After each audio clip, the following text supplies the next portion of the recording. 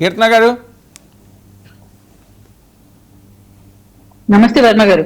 ఏంటి సీదిరి గారు అరెస్టు, తమ్మినేని గారు అజ్ఞాతం?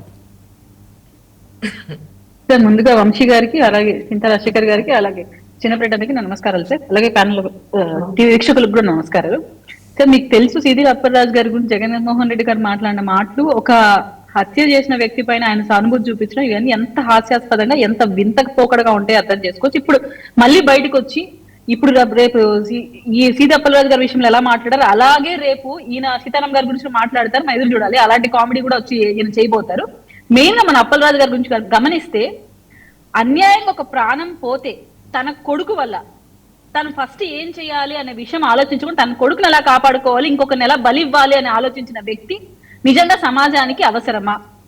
అటువంటి వ్యక్తి డాక్టర్ గా ఉండి, ఎమ్మెల్యేగా వర్క్ చేసి, ఈరోజు మినిస్టర్ గా ఉండి అసలు ఏం ప్రయోజనం? ఫస్ట్ థింగ్ అది గమనించండి. దాని తర్వాత దాన్ని సపోర్ట్ చేసిన వాళ్ళ పార్టీ అధ్యక్షుడు ఎలాంటి వాడో కూడా మీరు అర్థం చేసుకోవాలి. వాళ్ళ మదర్, ఎవరైతే చనిపోయిన అతని మదర్ మాట్లాడుతున్న మాటలు, ఆ భార్య మాట్లాడుతున్న మాటలు నిజంగా ఇంత నీచానికి ఉండే మనుషులు ఈ లోకంలో ఉంటున్నారా అని ఒకసారి ఆశ్చర్యం వేస్తుంటారు. వాళ్ళ మదర్ వీడియో కూడా నేను పంపిస్తాను.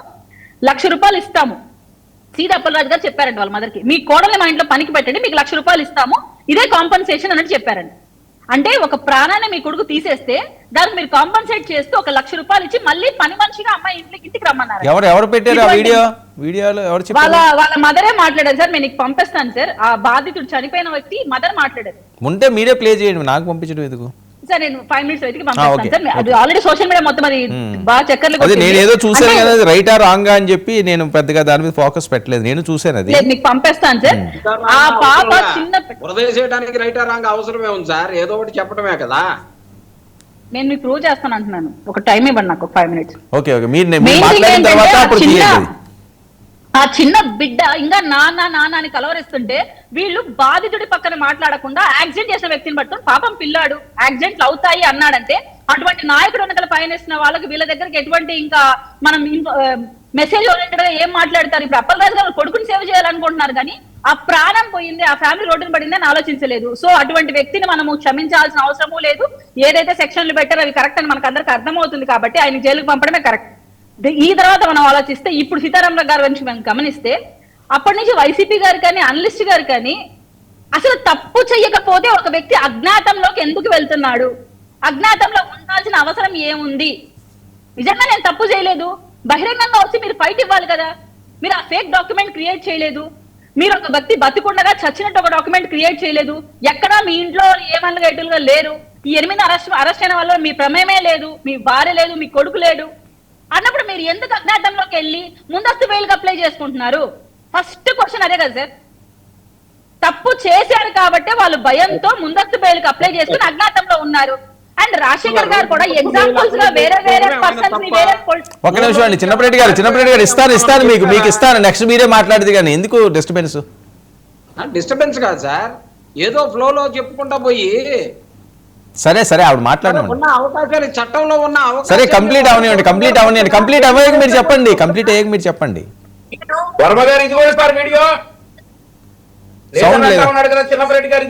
సౌండ్ లేదు.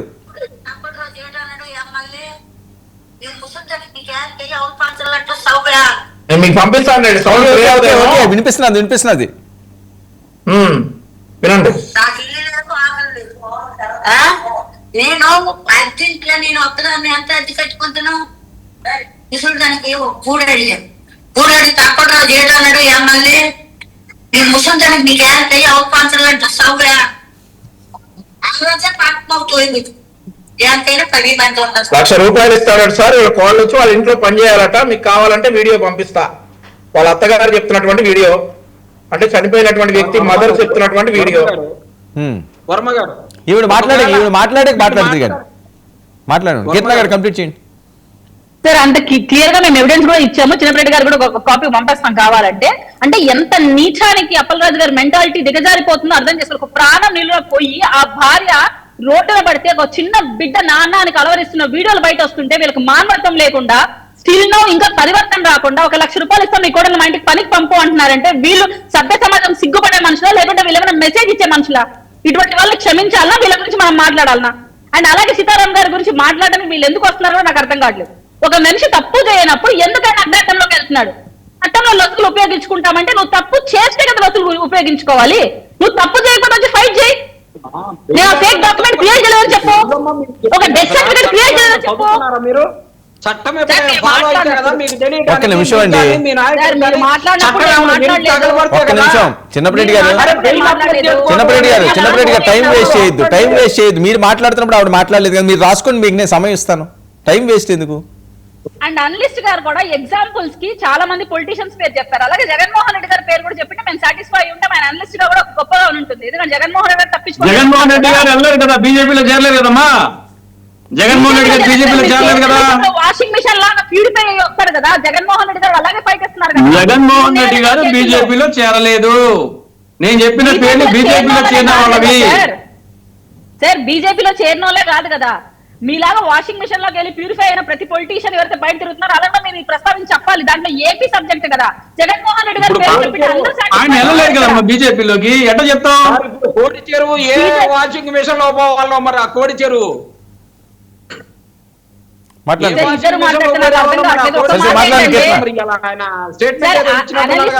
చిన్నప్పరెడ్డి గారు అలాగే వైసీపీ అధికార ప్రతినిధి గారైనా ఫస్ట్ సీతారాం గారు ఎందుకు తప్పించుకొని తిరుగుతున్నారు, దానికి గల రీజన్ ఫస్ట్ చెప్పండి.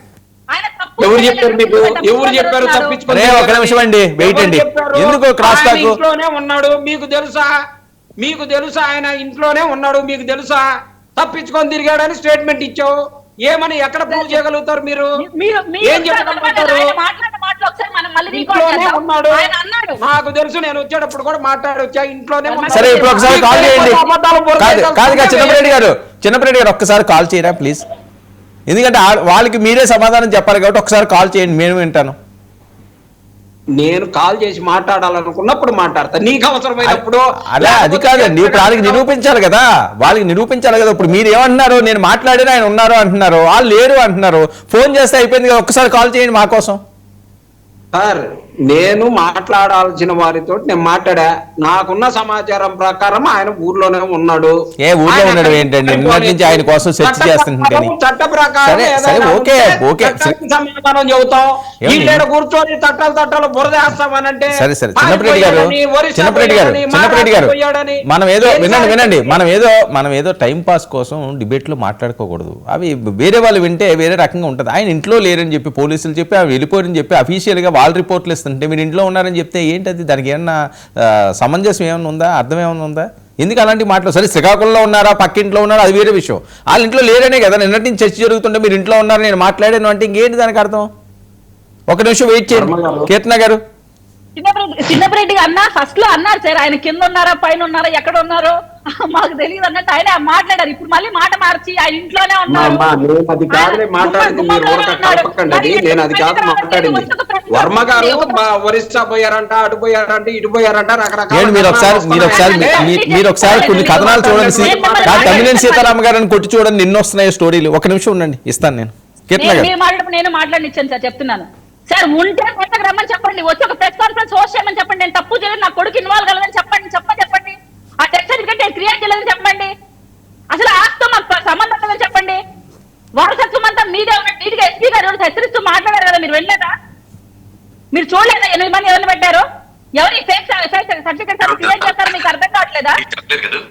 మన ఊరికనే ఒక ఆర్గ్యుమెంట్ చేయడం కాదు కదా సార్, వాస్తవాలు కనబడుతున్నాయి. రేపు మీ జగన్మోహన్ రెడ్డి గారు వచ్చి ఏదో కొద్దిగా ల్యాండ్ కబ్జా చేశాడు, ఒక ఫేక్ సర్టిఫికేట్ తయారు చేశాడు, దానికే మీరు అరెస్ట్ చేస్తారా? దానికే తప్పు చేసినట్టు మీరు మాట్లాడతారా అని మాట్లాడతారు రేపు మీ జగన్మోహన్ రెడ్డి గారు వచ్చి. గమనించండి ఒకసారి ఆ విషయాన్ని. నిజంగా తప్పు చేయకపోతే మీరు బయటకు వచ్చి మాట్లాడాలి. మా కొడుకు కానీ నేను కానీ మా భార్య కానీ సదరు వ్యక్తులు ఎవరైతే అరెస్ట్ వారెంట్ తీసుకున్నారో వాళ్ళు ఎవరు కూడా లేరు. ఎవరైతే ఈ కేసులో ఇన్వాల్వ్ చేశారో వాళ్ళు ఎవరు కూడా తప్పు చేయలేదని మాట్లాడమని చెప్పండి, అప్పుడు మేము యాక్సెప్ట్ చేస్తాం. సరే వర్మ గారు ఒక్క మాట చెప్పండి. ఇప్పుడు ఆంధ్రప్రదేశ్ లో వివస్త్రణ చేసి గుంటూరు జిల్లాలో వివస్త్రణ చేసి చేసినటువంటి దానిలో పవన్ కళ్యాణ్ గారు ఎందుకని బయటకు వచ్చేంత వరకు మాట్లాడలేదు చెప్పానండి సార్. ఎందుకు మాట్లాడలేదు? రోజు మీటింగ్లు పెడుతున్నారు, రోజు వరుసపడి మీటింగ్లు పెడుతున్నారు. ఈ రాష్ట్రంలో మహిళకి ఏదైనా అన్యాయం జరిగితే పవన్ కళ్యాణ్ నేను ముందుంటానన్నాడు. అరే బట్టలు వడదీసి నడి రోడ్లో 100 మంది మీద 10 నిమిషాలు చెప్పు వేసినా సరే, షో చూసినట్టు చూసినా సరే, ఇంతవరకు పవన్ కళ్యాణ్ గారు ఒక స్టేట్మెంట్ ఇలా. నిజంగానే పవన్ కళ్యాణ్ గారికి బాగలేదు అనుకుందాం, మరి పార్టీ మీటింగులు పెట్టుకుంటున్నాడు కదా, ఎందుకని మాట్లాడరు? అంటే ఈ మహిళలన్నా ఎలాంటి గౌరవం లేదు ఈ జనసేన వాళ్ళకి. ఈ జనసేన వాళ్ళు మాట్లాడమంటే మాత్రం మాట్లాడమనండి, మాట్లాడమనండి. పవన్ కళ్యాణ్ గారు స్టేట్మెంట్ చేస్తున్నారు. చిన్నపరెడ్డి గారు, నేనేం మాట్లాడుతున్నా, మీరేం మాట్లాడుతున్నారు? మీరు వీలైతే కాల్ కలపండి, లేదా ఆయన అజ్ఞాతంలో యాక్సెప్ట్ చేయండి. ఆయన తప్పు చేయకపోతే ఎందుకు బయట రావట్లేదు అన్న క్వశ్చన్ ఆన్సర్ చేయండి. 30,000 మంది ఇన్సిడెంట్ లో ప్రభుత్వం స్పందించింది, హోమ్ మినిస్టర్ స్పందించింది, సదరు ఎమ్మెల్యే గారు మాట్లాడారు, మహిళా కమిషన్ వచ్చి మాట్లాడింది. 40 రోజులకు స్పందిస్తారు, బట్టలు వడదీసి వీళ్ళని మహిళని అవమానిస్తేనేమో 3 రోజులకు కేసు పెడతారా? ఎమ్మెల్యే చెప్తే కేసు పెట్టేటటువంటి పరిస్థితి. చిన్నపరెడ్డి గారు ఒక్క విషయం. సరే సరే చిన్నపరెడ్డి గారు వినండి. మా అమ్మ బట్టలు వడదీసి ఇట్లా చేసి సరే సరే చిన్నపరెడ్డి గారు ఒక్క విషయం వింటారా? చిన్నపరెడ్డి గారు కేసు కూడా పెట్టినటువంటి ఒక విషయం వింటారా? చేసిందంట, వాళ్ళందరూ కూడా కేసు పెట్టిందంట. ఏం వాళ్ళకేమి ఆ పక్కనే చెరువు ఉంది, చెరువు కనపడలేదా? లేకపోతే వాళ్ళకి ఇంకేమి ఇంకోటి కనపడలేదా? ఎందుకని మీ కార్యకర్తని ఒక్క నిమిషం అండి, ఒక్క నిమిషం. ఇప్పుడు మీరు తర్వాత మాట్లాడతారా, ఇప్పుడు కంప్లీట్ చేసేస్తారా? తర్వాత మాట్లాడతాను సార్, ఎందుకు కంప్లీట్ చేస్తాను నేను? మరి ఏంటి అది? ఆవిడ మాట్లాడతారు కూడా మధ్యలో. మీరు లేదు పోనీ ఇప్పుడు మాట్లాడేస్తారంటే మీరు మాట్లాడిన తర్వాత వాళ్ళతో మాట్లాడిస్తాను నేను. కీర్తన మాట్లాడండి. నా స్ట్రైట్ ఫార్వర్డ్ క్వశ్చన్ నేను ఇంతకుముందు చెప్పాను, అన్నకి వినపడలేదేమో. నిజంగా ఆయన తప్పు చేయకపోతే అజ్ఞాతం నుంచి బయటకు రమ్మని చెప్పండి, ఆన్సర్బుల్ గా ఉండమని చెప్పండి. లేదు అజ్ఞాతంలో ఉంటే తప్పు చేశారని యాక్సెప్ట్ చేయమని చెప్పండి. రేపు మళ్ళీ జగన్మోహన్ రెడ్డి గారు సిల్లీగా ప్రెస్ మీట్ పెడతారు, అయ్యో 4 కోట్ల ల్యాండ్ తీసుకుంటే ఇంత ఇష్యూ అవసరమా, దానికి మా వాళ్ళకి అరెస్ట్ వారెంట్ ఇవ్వాలా అని మాట్లాడతారు. మళ్ళీ వీళ్ళు కామెడీ పీస్ లో అవుతారు. ఆ ఒక్క మాట నేను అడుగుతున్నా, తప్పు చేయకపోతే బయటికి వచ్చి ఆయన ప్రెస్ మీట్ పెట్టమని చెప్పండి. ఆయన అజ్ఞాతం లేదు, ఇంట్లో ఉన్నాడు కదా, డిబేట్ అయిపోయినంటే కాల్ చేయమని చెప్పండి, లేదు ఇప్పుడే కాల్ చేసి మాట్లాడించమని చెప్పండి మనతో. ఈ ఇష్యూ తీసుకొని వచ్చి ముందు జరిగిన బాధితురాల ఇష్యూకి ఇక్కడికి సంబంధం లేదు. ఈరోజు టాపిక్ ఏంటి అది మాట్లాడండి. చిన్నపరెడ్డి గారు కాదు